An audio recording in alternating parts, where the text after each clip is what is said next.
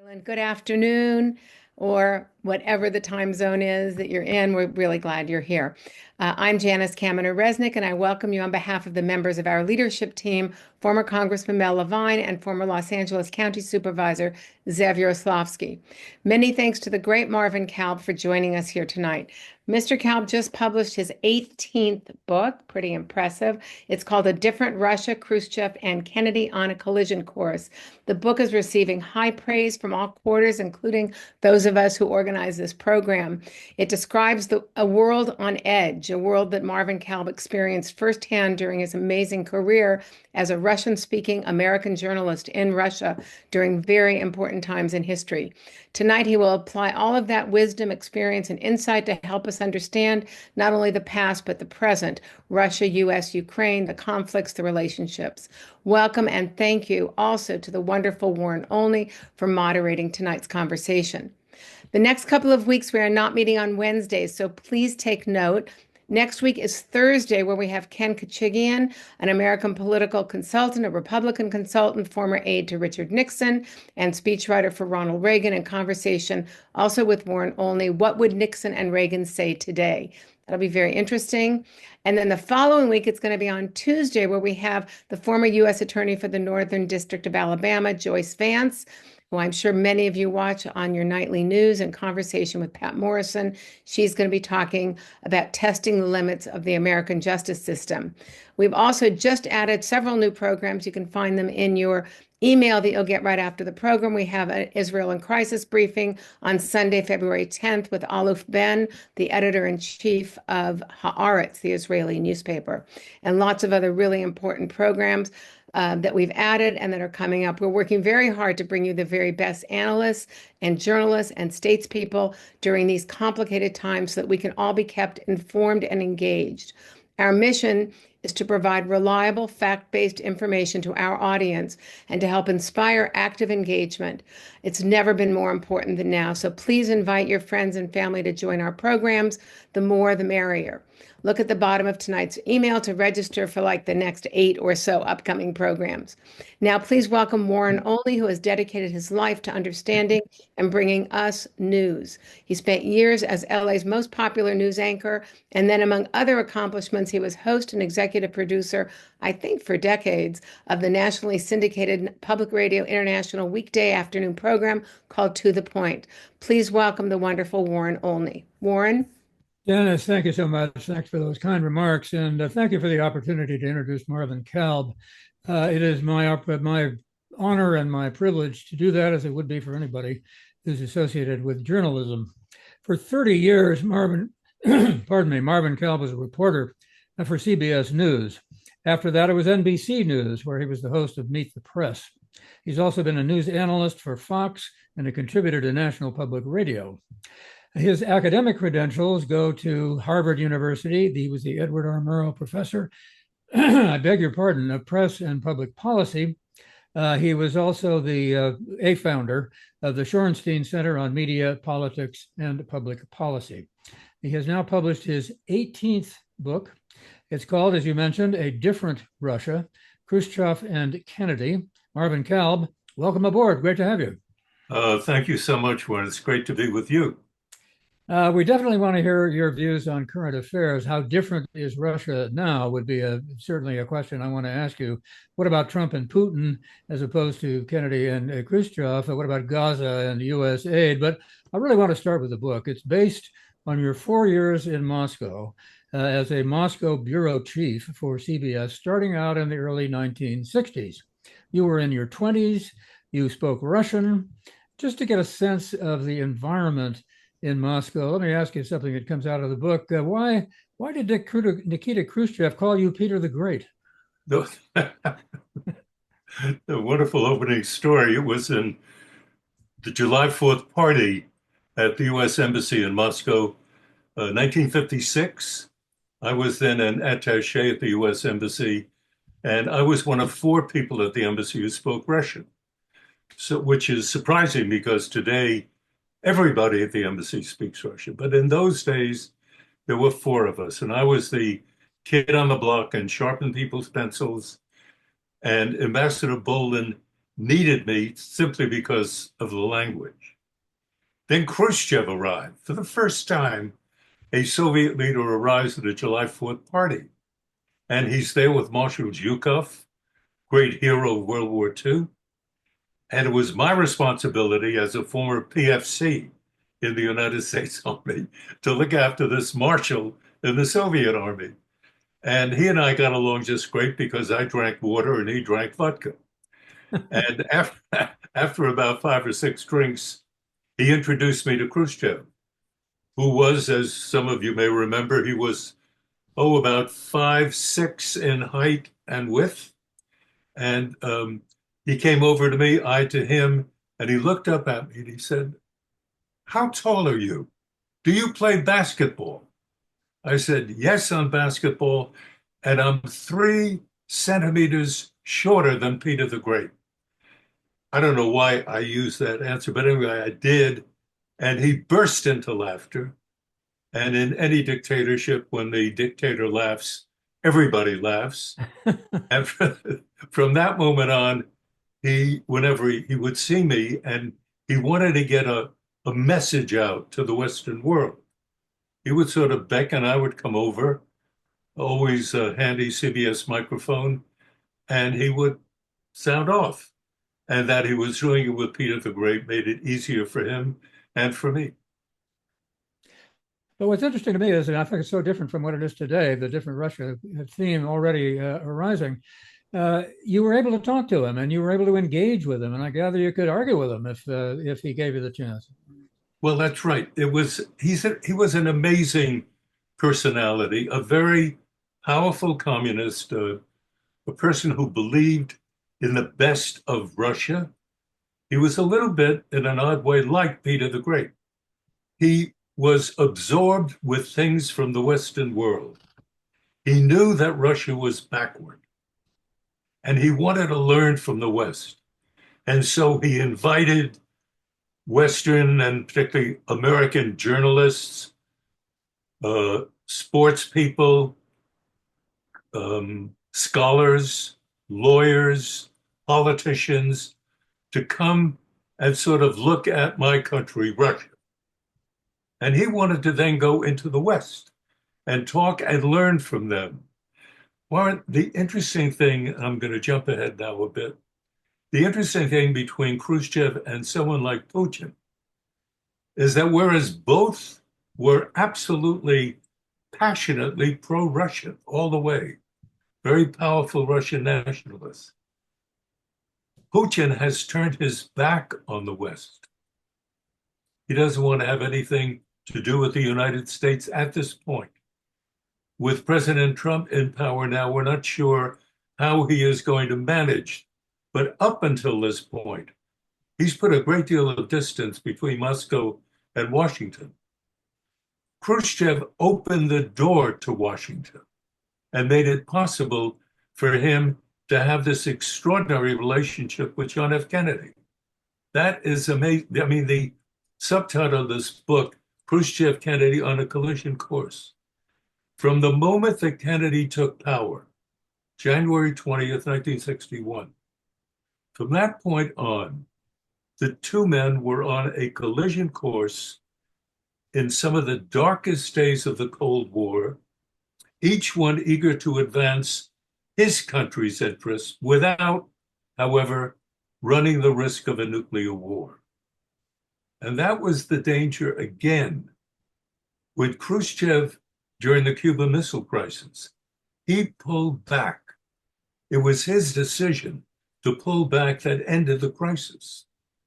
I raise this as a question. Supposing Putin were in Khrushchev's position in October 1962, big question, would Putin have pulled back? Would Putin have had the guts to admit publicly that he blew it, made a mistake, and pulled back, which is what Khrushchev did? That was the remarkable thing about this communist leader. He had the guts, when pressed up against it, to do something that was remarkable. Let me get some more background on that, because he created the Cuban Missile Crisis. In 1962, he moved nuclear-tipped missiles onto Cuba, 90 miles from America's shore, and 50,000 Russian troops, a large number of Russian troops. He shipped them all the way from the Black Sea to Cuba, thinking that he could do it in secret. He thought he could do it in secret. And the remarkable thing, Warren, is that for 5 months of that episode, that crisis, he got away with it. We did not know. It was incredible.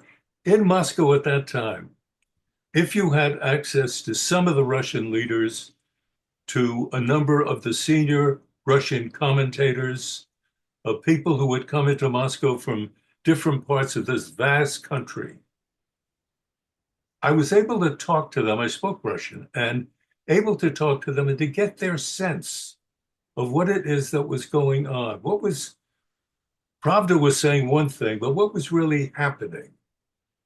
And the wonderful thing was, as a reporter, I quite often went to the central marketplace, just on the outside of Moscow.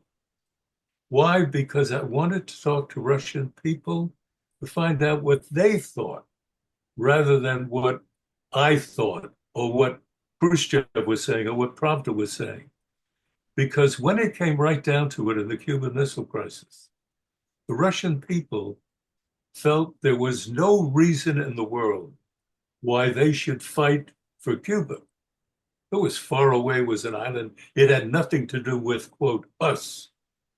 But when it came to Berlin, when it came to the division of Berlin and the division of Germany, yes, they would fight. So Kennedy responded, of course, when he learned that the missiles were there.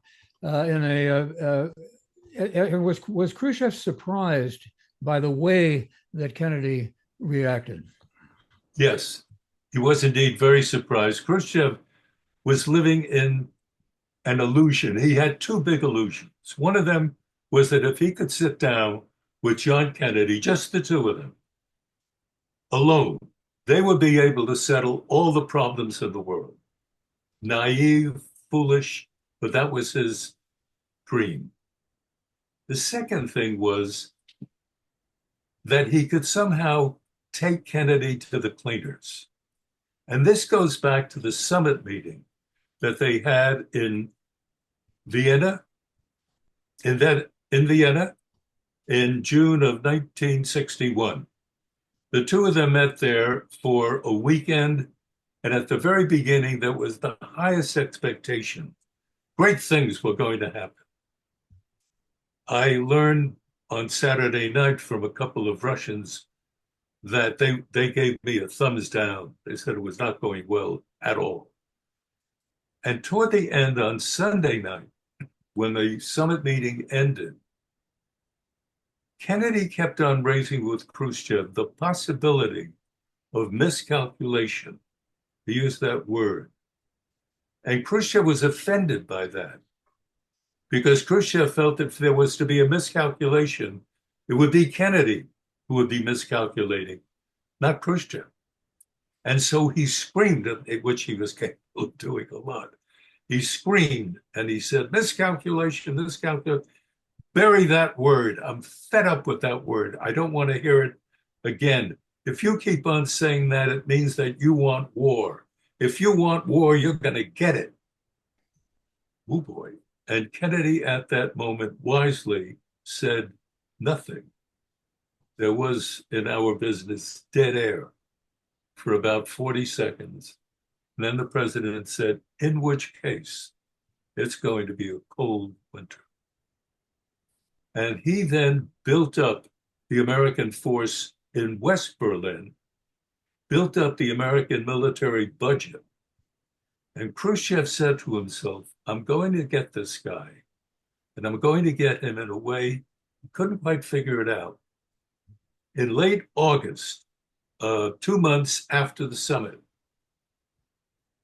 Khrushchev decided to build a wall right through Berlin, the Berlin Wall, which went up on August 13, 61, didn't come down until 1989. And during that period, there was a question. What would have happened if Kennedy did not accept the building of the wall? Supposing when the wall went up, Kennedy knocked it down. And Dan Shore, who was a great journalist who was then in Berlin, went into East Germany and interviewed a lot of East German communist officials. And they were saying to him, if you had knocked down the wall, Khrushchev would not have done anything. He couldn't. He was too weak. Dan pointed that out to me, and I went looking at the Moscow end of things to find out what the Russians were saying about that. They were saying the same thing. In other words, we'll never know now, but it is possible, based on what we were picking up there at that time, that if Kennedy had knocked down the wall, Khrushchev would have screamed and done whether or not, but he would have done nothing militarily. The wall would never have stood for that period of time. He took it into his head he would take Kennedy, and in May of '62, he got involved during a meeting in Bulgaria, walking on the beach with Rajan Malinovsky, who was his defense minister. And Malinovsky said to him, sir, right across the Black Sea in Turkey, there are Jupiter missiles, American missiles, pointing right at us. Khrushchev got angry, as he did, and screamed, I'm going to get him. He wasn't sure quite how, but he said, I'm going to put a hedgehog down Uncle Sam's pants, and he's not going to like it. And what he did at that time was what you were saying before, Warren. They started this massive movement of men and missiles into Cuba. Kennedy didn't learn about it until late August. And when he did, he chose to believe that they were defensive missiles. Now, I don't know how you get away with that, but he was a very popular president, and I suppose you could say these things and people believed it, but missiles, after all, are not friendly instruments, but he thought about them at this time defensive. And it was only when the planes kept bringing back day after day pictures of these missiles pointing at the United States. Some of them, we later learned, had a nuclear warhead at the top of them. Wow. And it was only then that Kennedy did that remarkable speech on a Monday night at 7 o'clock on the quarantine of Cuba, launching that critical week that ended on October 28th, a Sunday, when Khrushchev backed away from the confrontation with Kennedy and admitted publicly in a letter to Kennedy that was read on the air. And that, Warren, you get a great kick out of this story. Khrushchev did not read the letter on air, but he had one of the chief broadcasters, a guy named Yuri Levitan, read the letter on air. And I found out earlier that it was a terribly important letter, but I didn't know whether it would be War or Peace. Who did? And I set it up with CBS to have one line carrying the speech and the other line me giving an English translation of what it is that Khrushchev was saying in his letter. And at a certain point, I heard key verbs like crate and return missiles. And I screamed at the top of my lungs. He just caved. He just caved. The crisis effectively is past. It was an unbelievable story, exciting as can be. And just imagine how close we were to what could have been a nuclear war. Well, let's talk a bit about what might happen next. What about Putin and Trump is different from Kennedy and Khrushchev? When Kennedy and Khrushchev both backed away from nuclear war, they had the opportunity to challenge the other or to attack the other. Both of them did. And both of them backed away. As you said, Khrushchev had to admit that he had done that, and he was humiliated, and I think that led to his decline and Yes. ultimately to getting him kicked out of office. Kennedy didn't, of course, live that long because he was assassinated the following year. But what about Trump and Putin is so different now? Or is there something so different that if the situation is itself different, and are we at greater danger? It's very difficult right now to predict what is going to happen in the Trump-Putin relationship. But one point that could be made linking it to the Cuban crisis. Khrushchev felt that he knew Kennedy because they had met, and he had this naive illusion that if he could sit down with Kennedy, he could solve the problems. In other words, his mindset was positive. He wanted to do something that was good. He wanted to set up deals that would bring Western technology into the Soviet Union. And so he was eager for good relations with the West, with the United States. Talked about peaceful coexistence. I'm talking about Khrushchev. Yeah. Now, that was 1962. It was not that much time since World War II. The entire Soviet Union had been obliterated during World War II. 20 to 30 million Russians were killed. There wasn't a single Russian family that did not suffer personal loss. If you jump ahead now, 60 years later, Russia is a much more developed country, but still essentially backward once you get out of Moscow and St. Petersburg. In many ways, when you leave those two areas, you go back into the 18th and 19th century. It's that backward in many ways. But Putin feels that it is a very advanced country, the most advanced country in the world, and he lives with an illusion. And it's very, very dangerous. Likewise with Trump. Now, the two of them talk as though they know each other very well. And during Trump's first administration, they did meet a couple of times. But only once, and that was in Helsinki, did they meet and actually talk to each other for several hours, out of which Trump emerged saying that he believed Putin much more than he believed his own intelligence people. And that left an indication that Trump, in a way, had been taken in by Putin. Putin is a remarkably cold instrument of both war, politics, and diplomacy. He's a very rough character. He was trained in the KGB. He became a colonel in the KGB. That is his background. That is the way he thinks. And one of the things on his mind is he brought the world into the chaos of today by starting the Ukraine war. It's almost 3 full years.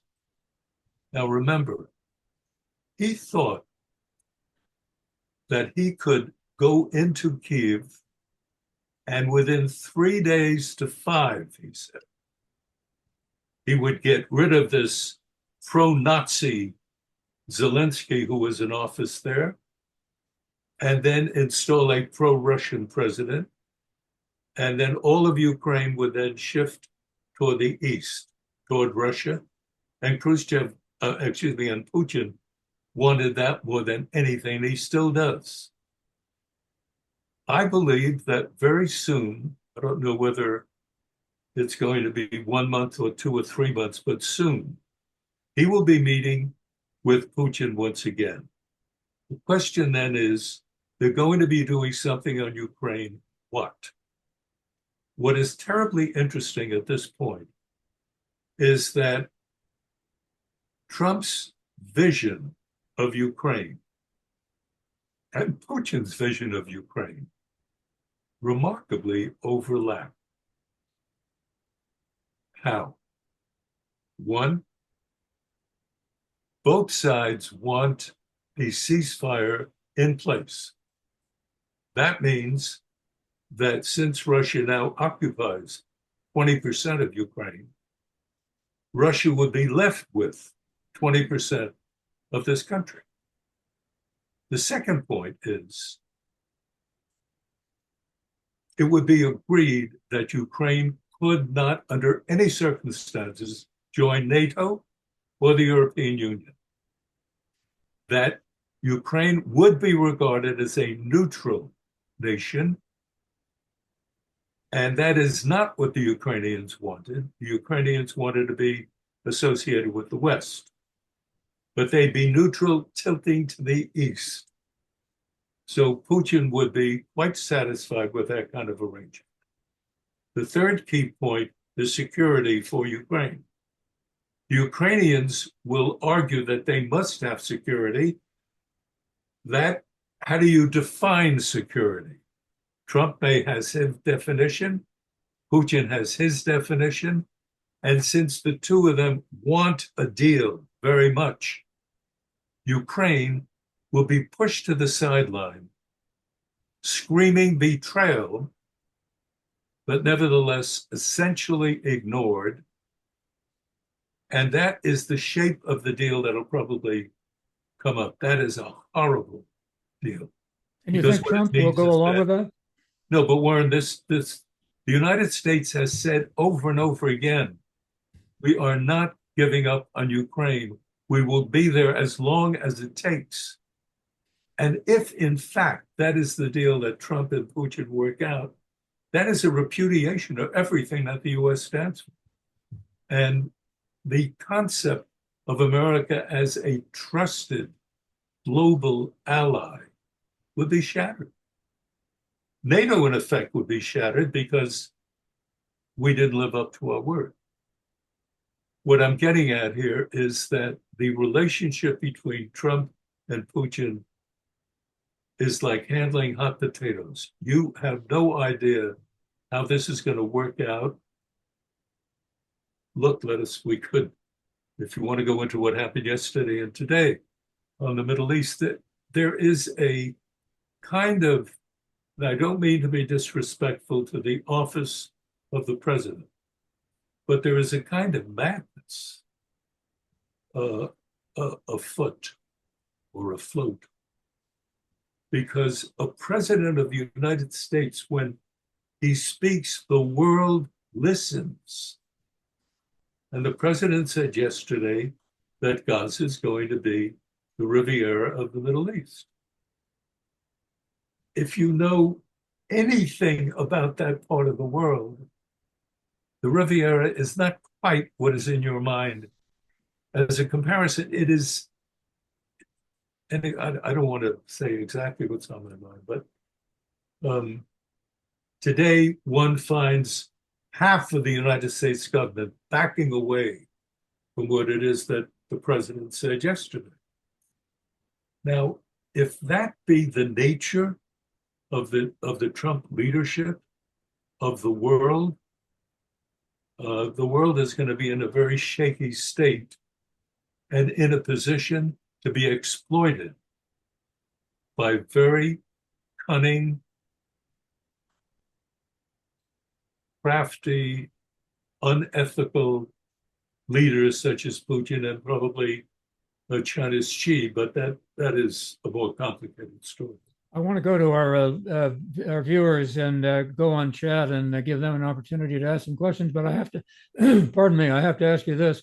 What about the apparent destruction, or at least the suspension of U.S. aid at the moment, given the kinds of missions that it has, the things that it does around the world.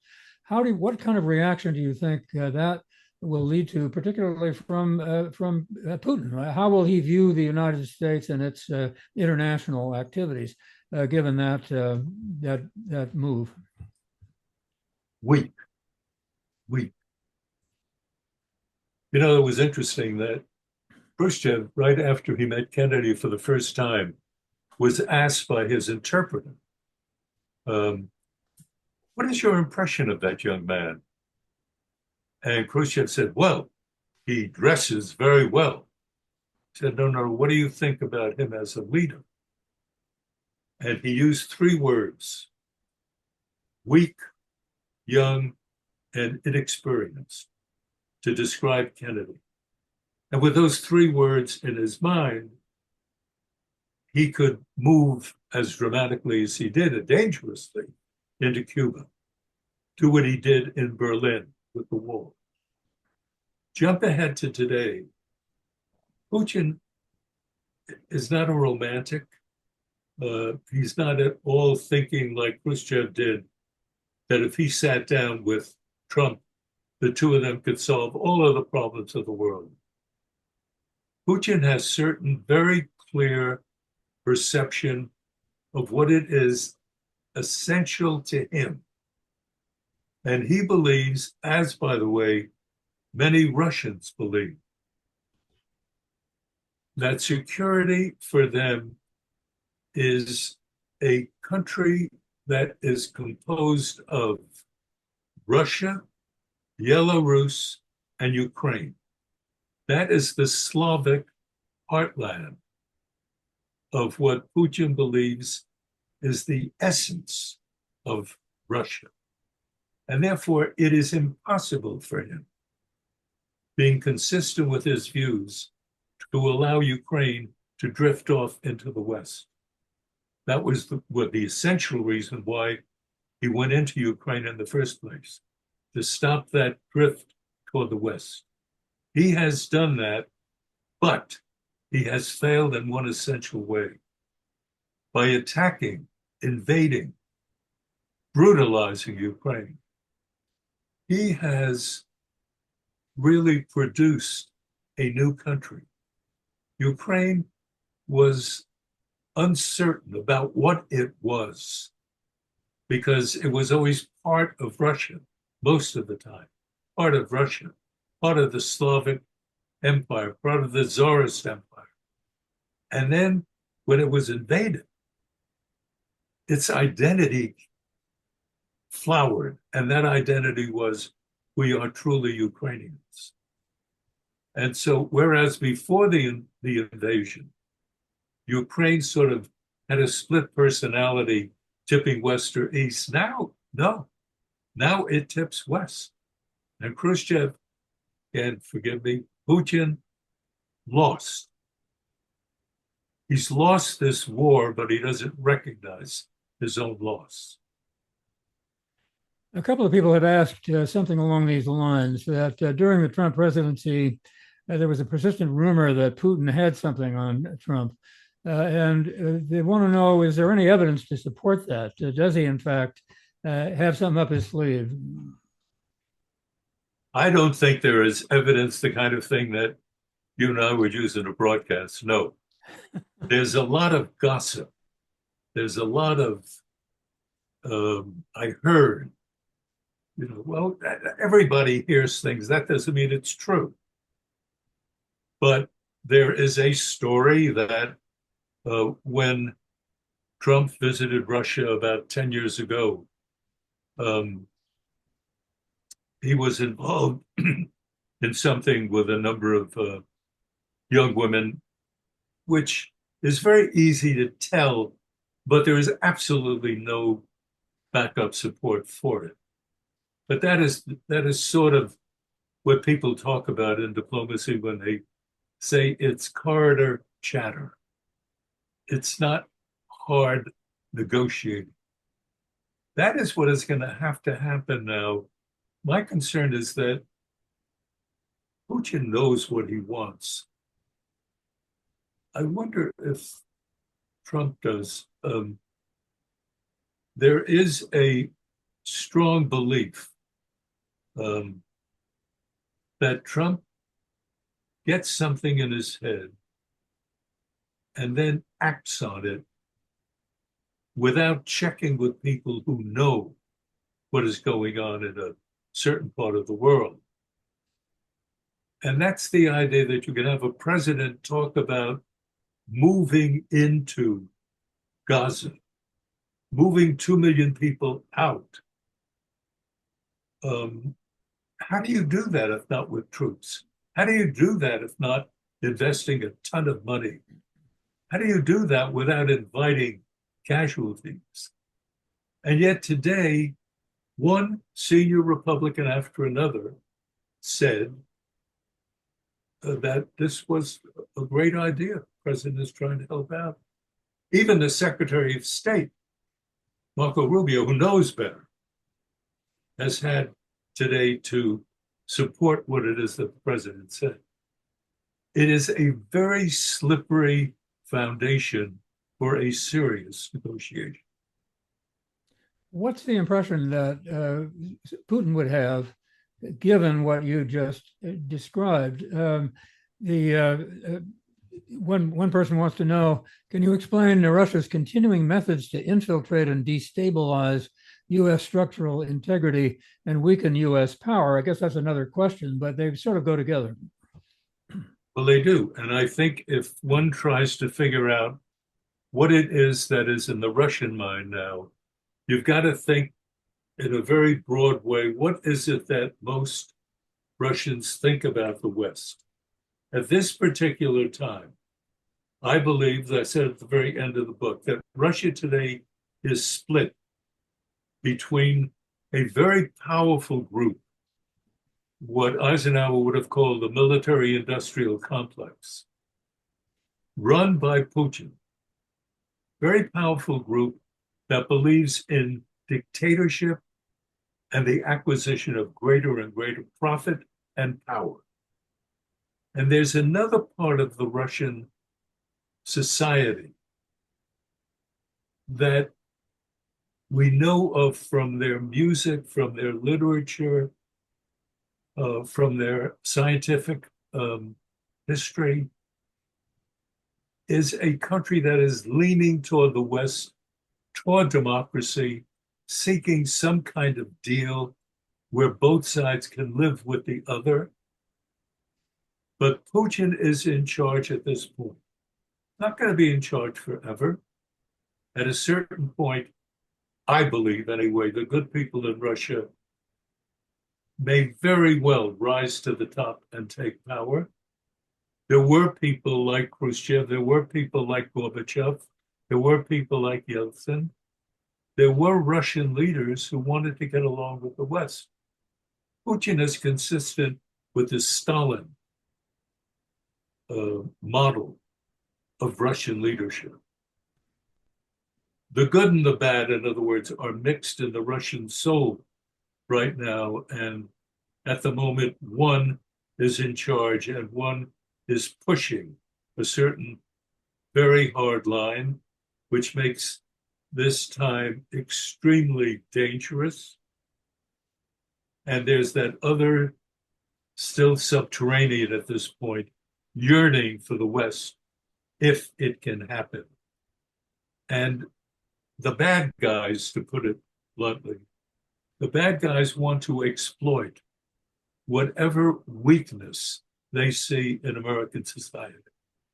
So your question having to do with exploiting certain problems in the United States is very real. And that's exactly what they're doing. I think we're in we said before, a very dangerous time. And the people of the United States remains in opposition to are bad, tough-minded people.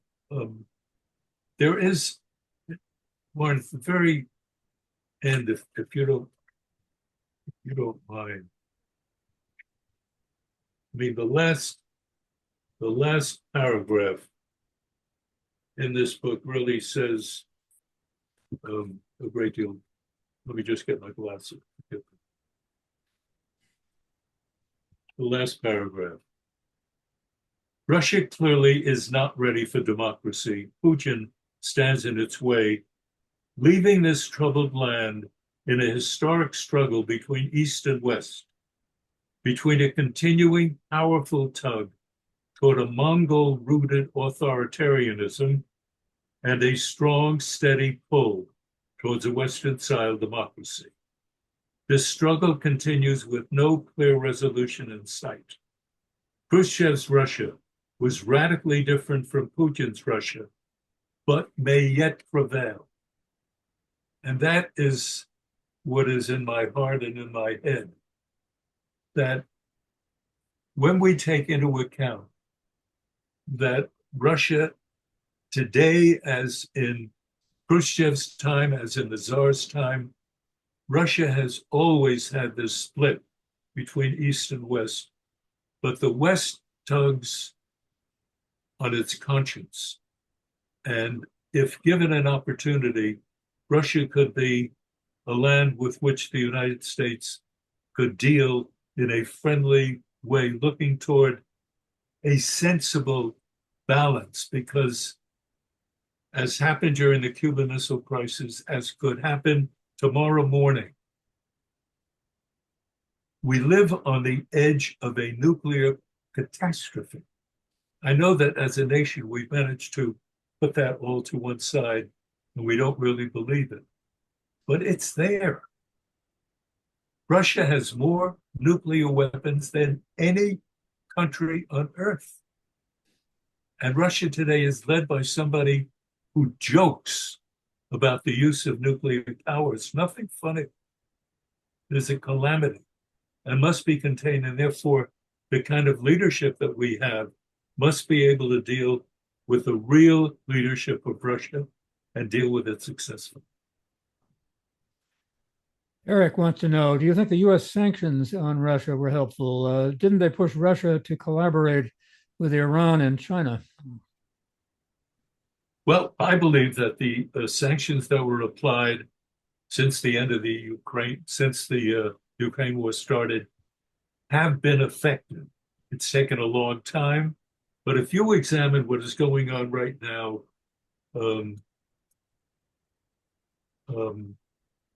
in the Russian economy,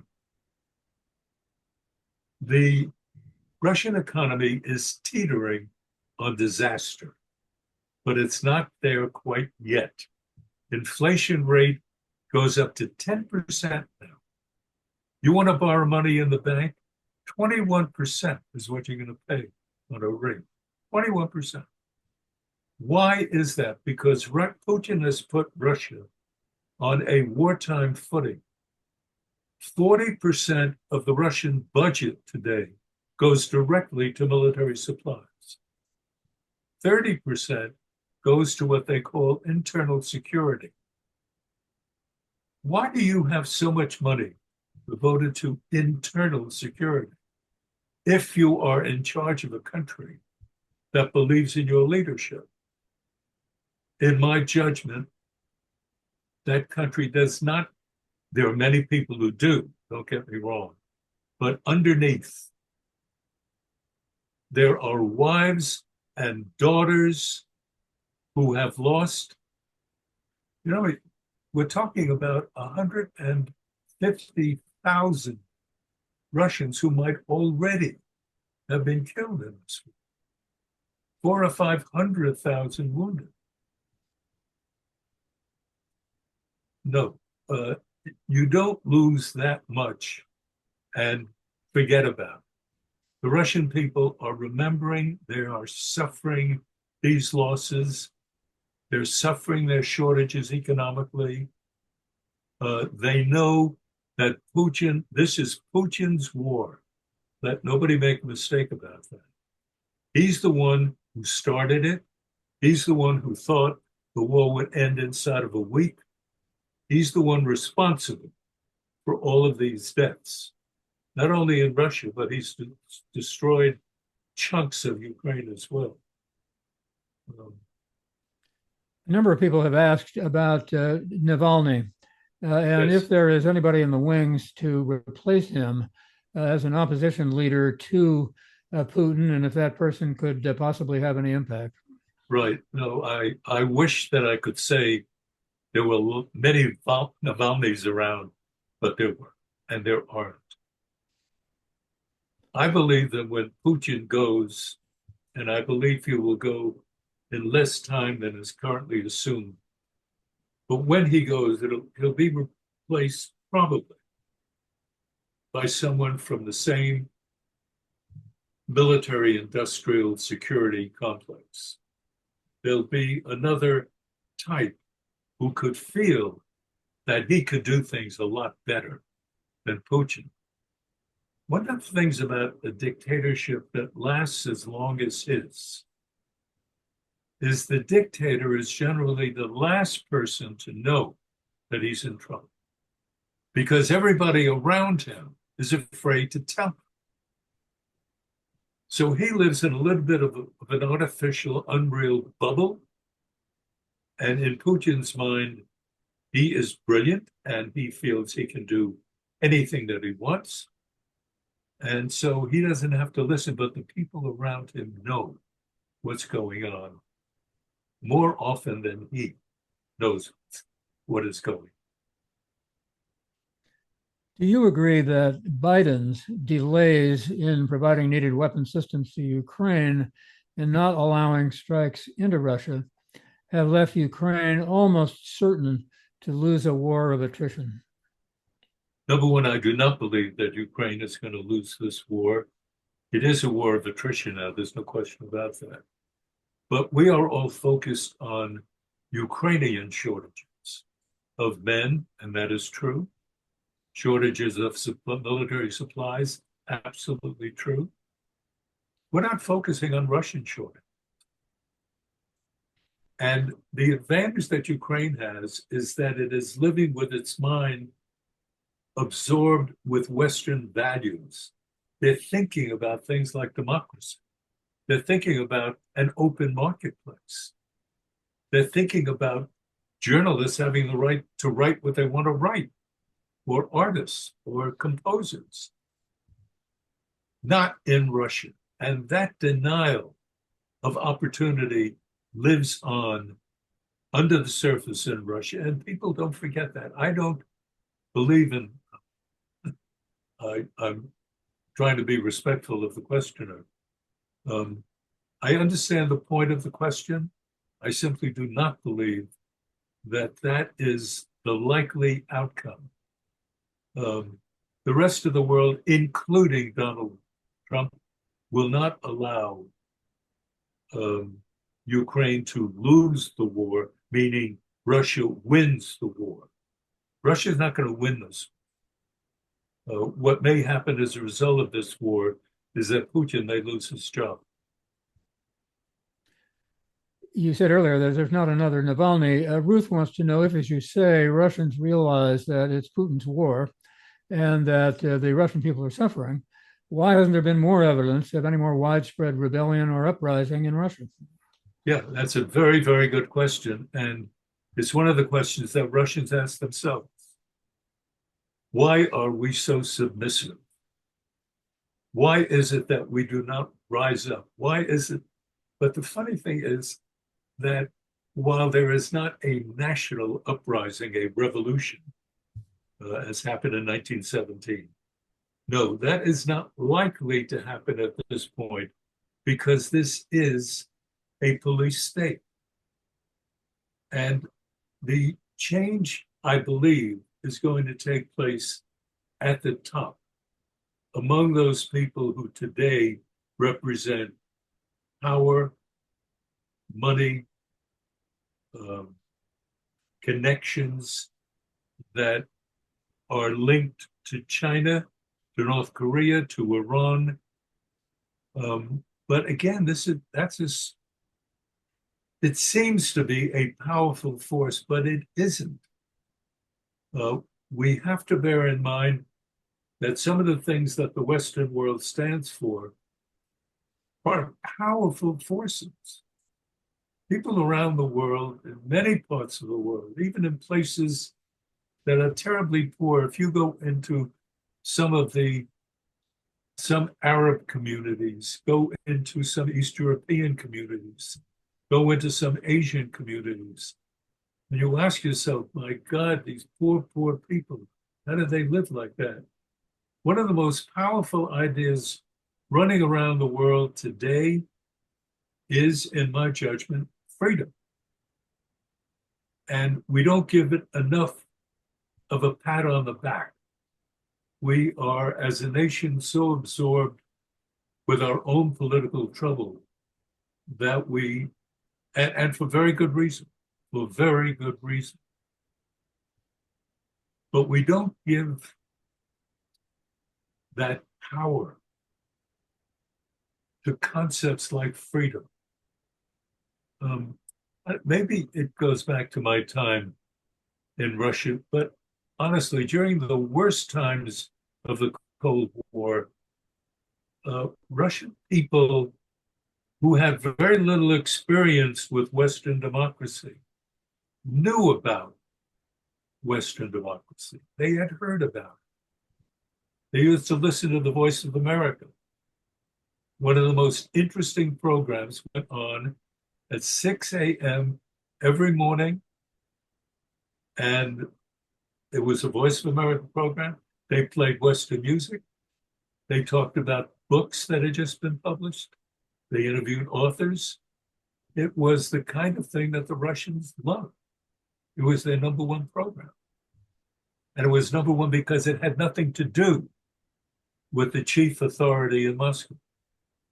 It had to do with freedom, however that be defined. Here's a question from Don, who says he thinks there's a contradiction. He says, you say you don't believe Ukraine will lose the war, but you also think that Trump will sell Ukraine out and agree with Putin to cede Ukrainian territory. He says, how can both things be true? I'm not quite sure I understand the question. Could you please read that again? I will read it as it is written. You say that you don't believe Ukraine will lose the war, but you also think that Trump will sell Ukraine out and agree with Putin to cede Ukrainian territory.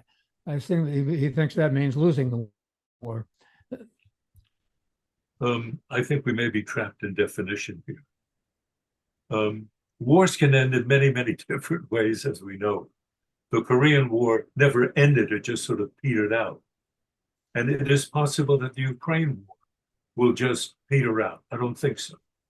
I believe probably in one way or another, more or less along the lines that I outlined about 15 minutes ago, the war will end. Ukraine will be a neutral nation. It will not be able to join NATO.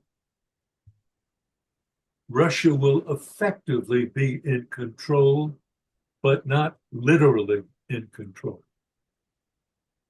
And the President of the United States can claim that he participated in ending the war. And that will be true. He will participate in ending the war, and he will claim credit for it. But what is the price of the end? This country is committed to a certain kind of end. And it is not a Russian victory. It is not a Ukrainian loss. But in the real world, we're going to end up with Ukraine continuing to exist as a country, but a country under the sway of Russia, which will make Putin and people like Putin very happy. And to a certain extent, and I may be unfair in saying this, but to a certain extent, it would satisfy White House interests because the president can justifiably claim that he participated in the ending of the war, and that will be true. Here's a question. Has Putin's disastrous fantasy of reuniting the USSR's lost territories by attacking Ukraine, has that weakened him to the point that he'll be toppled? Will he attack other former USSR states to re-annex those breakaway states?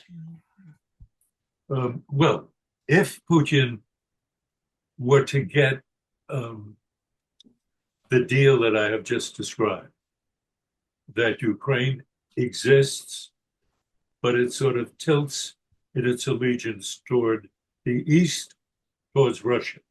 If that be what the geography of Eastern Europe is going to look like, there then is no point in Putin making an effort to extend militarily beyond that region. And just to repeat for a minute, the key for him and for many Russian nationalists is that the Slavic heartland be preserved. And that Slavic heartland is Russia, Belarus, and Ukraine. Those three. As long as you have those three, the right wing, the very conservative, very religious leadership of Russia will be satisfied, and they would think that there is no need to go beyond that. Also, they would know very well, better than anybody, how seriously damaged Russian society and Russian economy is. Remember that since this war started, 1.5 million of Russia's best engineers, scientists, writers have fled the country. They're in all of the countries around Russia, not in it. Putin keeps on saying that he's got a right to defend the interests of Russians wherever they are. Words. In reality, that would mean taking his army, which is a weakened force at this point, and sending it off again. Maybe in 10 years, maybe in 15 years, but he will not be with us in that period of time. And I go back to an earlier point. I am fully aware that the judgment of Putin is that he is very solid in his power, that he knows he's the boss. I do not believe that is the case. I believe that Putin is a short timer. When I say that, I don't mean he's going to be kicked out of power tomorrow or in 6 months. I have no idea when. But his basis for power, what keeps him up there, isn't there any longer. He's got his little group, but the rest of the country, in my judgment, I could be dead wrong, but in my judgment, is moving in a different direction. Marvin Kalb, we are out of time, and I'm sorry for that. I want to remind our listeners and our viewers that once again, the book is called A Different Russia, Khrushchev and Kennedy on a Collision Course. You've been wonderful to be with us for this length of time. Thank you for responding to my questions and those of our viewers and listeners as well. It's wonderful to talk to you, and thank you so very much for doing it. Thank you very much, Warren. I'm very grateful for all of your questions and the people who showed up and asked their questions. And bless you all. Very grateful. Okay, same to you. We just want to remind everybody that next week it's going to be on Thursday, February 13th at 5 p.m., not on Wednesday. Thursday instead, we'll be talking with Ken Kachigian about what would Nixon and Reagan have to say today, given the circumstances that we find ourselves in. Thank you very much, everybody, for watching and listening. Talk to you next week.